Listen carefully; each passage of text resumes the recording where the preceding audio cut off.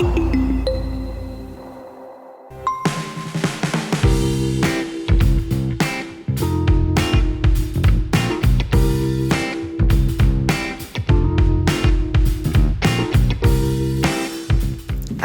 Cako, një personazh që ose të duan shumë, ose të urrejnë. Si ndihesh për këtë?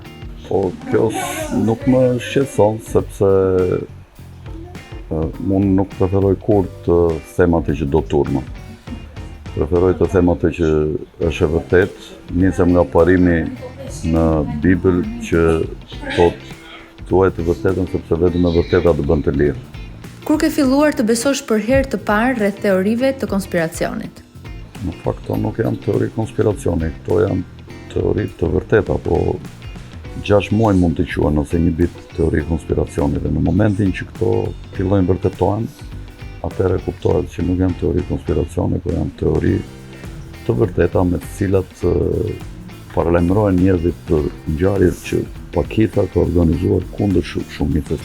Si ju ka ndikuar kjo gjë psikologjikisht? Çfarë ju ofrojnë këto besime? Po, shiko, unë teoritë zyrtare i di të gjitha. Superioriteti jonë është që ne dim teoritë e vërteta, se teoritë zyrtare shpeshherë janë të gënjeshtërta. Dhe kjo vetëm na frymëzon dhe na bën të ndjehemi më të fortë. A keni ndonjëherë frikë për ato që ju besoni? Ne ndjejmë veten më të fortë dhe më me kam në tokë dhe mendojmë dhe besoj që se kemi gabim që jemi më afër të vërtetës se sa pjesa tjetër që nuk i besojnë këto që besojmë ne. Çfarë mendoni për njerëzit që zgjedhin që besojnë?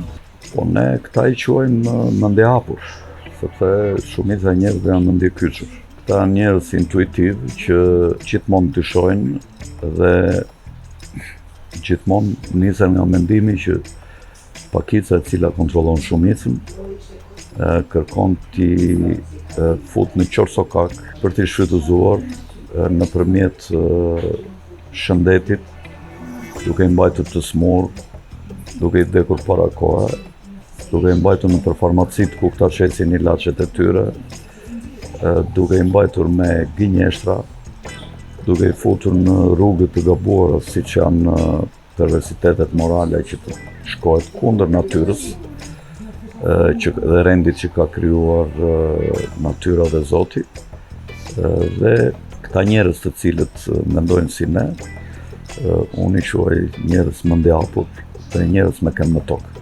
Po familjarët çfarë mendojnë rreth teorive tuaja? Keni pasur ndonjëherë përplasje?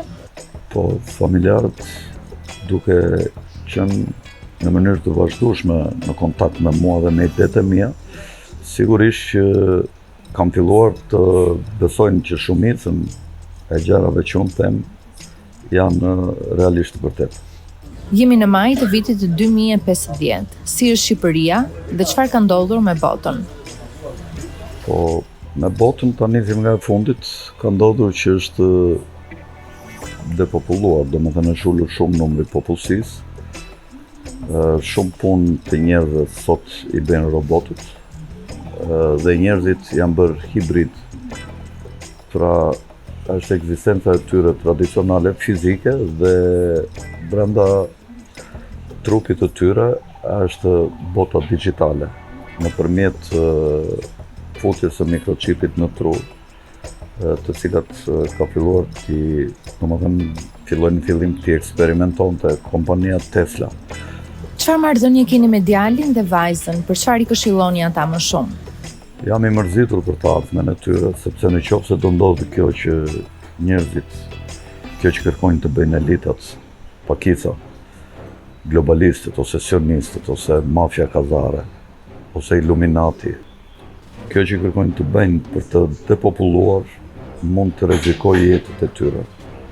Por dhe nëse si rrezikon jetët, nëse ata do t'ja dalin, do të triumfojnë mbi shumicën, e cila është një gjumë dhe që ne përpiqemi t'i zgjojmë, atëherë fëmijët tanë do të mikrochipoheshin dhe do të ishin të kontrolluar dhe do të jetonin në një fermë kafshësh.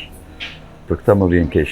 Jeta jonë ka qenë shumë e bukur, kemi jetuar në të dyja sistemet, kemi pasur ato probleme dhe mangësitë tona, qoftë në kohën e komunizmit, qoftë në kohën kapitaliste mbas viteve 90, por ka pasur, kemi jetuar bio në mënyrë të natyrshme. Kurse me projektin që këta kanë, në qoftë se do t'ja dalin banë dhe njerëzit nuk do t'ju kundërvijen, atëre jeta e tyre do t'jetë e vështirë. Ne do të monitorohemi në çdo sekondë ku lëvizim, çfarë bëjmë dhe me kërrime për shkak se nëpërmjet të mikrochipit do zbulohet me ki jemi duke dendur pranë dhe çfarë jemi duke thënë, sepse mikrochipat janë dhe regjistër të zhurmave dhe të zërave dhe nëpërmjet internetit ne do të jemi vazhdimisht të monitoruar me kërrim ku shkojmë dhe çfarë bëjmë dhe nëpërmjet kamerave inteligjente. Pra jeta do të jetë një Big Brother i madh. Po modeli i dytë dhe më vjen shumë keq për brezin që do të vi, sepse parashikoj që do të jetoj në një fermë kafshësh orwelliane, në një shtet distopian, botëror.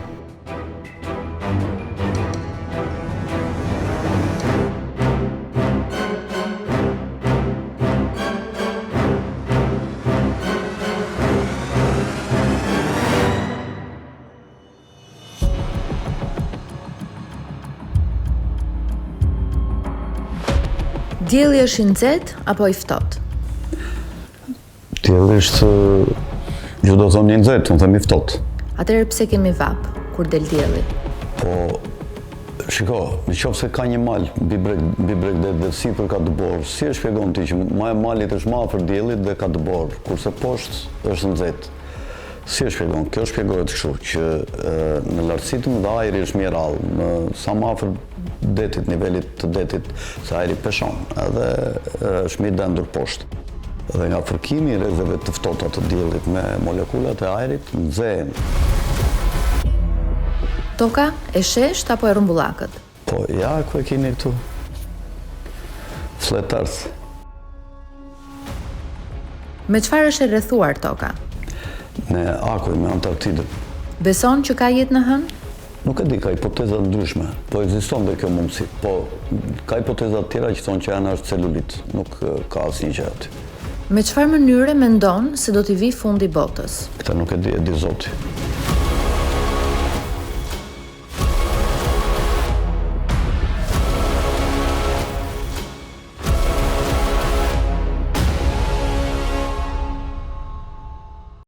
Çfarë libri po lexon aktualisht?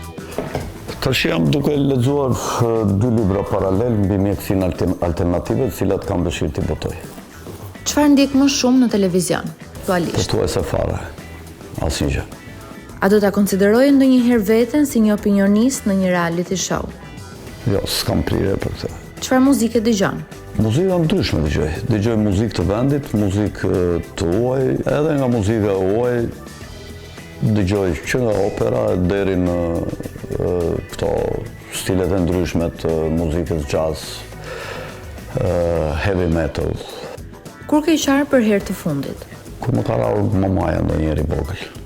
Çfarë të frikson më shumë në këtë jetë? Asnjë gjë. Çfarë marrëdhënie ke me Zotin? Po, mendoj që gjithë ky univers është i krijuar në një mendje madhe universale, të cilin e quajmë Zot ose Allah ose Adona ose me emra të ndryshëm, popull të ndryshëm. Nuk jam ateist, pra që ta mohoj Zotin, por nuk jam as fetar. Çfarë është feja për ty? Pra është tjetër të besosh ke Zoti dhe tjetër të besosh ke një fe. Feja të mëson si të besosh ke Zoti. Kurse unë më pëlqen që me Zotin të kem lidhje individuale, direkte, pa ndihmën e ndonjë institucioni fetar, të ndonjë libri fetar, edhe të ndonjë njeriu fetar. Si priftë ose hoxhë ose rabin. A beson në jetën e përtejme? Askush nuk e ka provuar, po prirem të besoj ke rimishërimet, ke jeta që rimishërohet. E ke frikë vdekjen? Po tashi që jam mirë mendoj që jo, po njeriu sa më i ditur tjetë, aq më pak e ka frikë vdekjen. Çfarë aktiviteti fizik kryen? Çfarë regjimi ndjek? Merrem shumë me aktivitet fizik, jam marrë gjithmonë se kam lënë kurrë. Ndoshta jam rapisi më i vjetër nga liçeni që vazhdoj në mënyrë të përhershme që nga viti 86 mundet që dal 500 ose 600 herë në vit nga liçeni. Dhe harxoj disa orë rreth 15 deri 22 km, nga të cilat 10 ose 12 km e bëj vrap. Çfarë muzike do doje të vijej në funeralin tënd? Një këngë nga Oscar Benton ose Metallica, për shembull si Nothing Else Matters. Fredi, shumë faleminderit. Faleminderit juve.